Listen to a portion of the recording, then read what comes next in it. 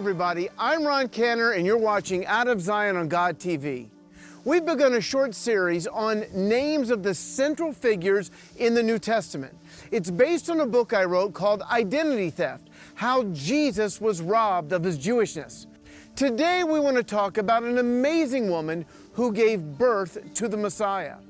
All of your life, you were probably told that the mother of Jesus was a woman named Mary. Millions of others actually call her Maria. Now, why is this significant? It's important because these names make the mother of Yeshua sound English as in Mary or Italian as in Maria, when of course she was neither. In fact, some actually think that she was a Catholic. That would have been quite difficult as she was born in Israel, several hundred years before there was ever even such a thing as the Roman Catholic Church. No one ever worshiped her in the first century or referred to her as the Mother of God. Sadly, people have turned her into an idol in which to pray. We see no such teaching in the New Testament. She was just a woman, a very blessed one, but nothing more. The Father never intended that people would build statues of her or idolize her. We are called to worship God alone. When John, in the book of Revelation, sought to worship an angel, he was rebuked. And when I heard and saw, I fell down to worship at the feet of the angel who showed me these things. But he said to me, "Do not do that. I am a fellow servant of yours and of your brethren the prophets, and those who heed the words of this book. Worship God." And what's worse is that the very people who claim to adore her, this Jewish woman, became the primary oppressors of the Jewish people. They pray that she will intercede for them, and at the same time, they persecuted and killed her descendants. From the time of Constantine to the present day.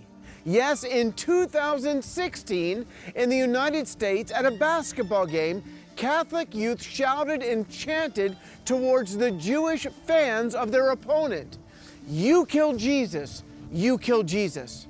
But Mary was an Israelite, a Hebrew, a Jew, and her name is actually Miriam, a Jewish name. That's the same name as the sister of Moses. So why is her name printed as Mary in the English New Testament, but the sister of Moses is Miriam? The answer is simple, and it's not as sinister as you might think, although it still confuses the identity of Yeshua's earthly mother. The New Covenant was written in Greek, so her name had already been Hellenized, that is, conformed to Greek culture. Even in the original text, they wrote the Greek equivalent of her name rather than her actual name. And the English transliteration of the Greek form of Miriam is Mary or Maria. Whereas when the Hebrew scriptures were translated into English, there was no Greek influence. Thus, Moses' sister remained Miriam. One more thing. While it's correct to say that Miriam was not divine, let's not sell her short. She was chosen for a reason. She was humble and loving, a God-fearing servant of the Lord. She has taken her place next to Sarah, Rebecca, and Rachel in the kingdom of heaven. She is a very special woman indeed, and should have been an example to young Jewish girls throughout the centuries. But like Yeshua, her identity was altered, even hijacked. Another myth about Mary is that she had no children. We see very clearly that Yeshua had brothers and sisters. Matthew 13 states, "Isn't this the carpenter's son? Isn't his mother called Miriam, and his brothers Jacob and Joseph and Simon and Judah? And his sisters, aren't they all with us?" The main point here is this, not to haggle over names or words, but to restore the Jewish flavor of the gospel.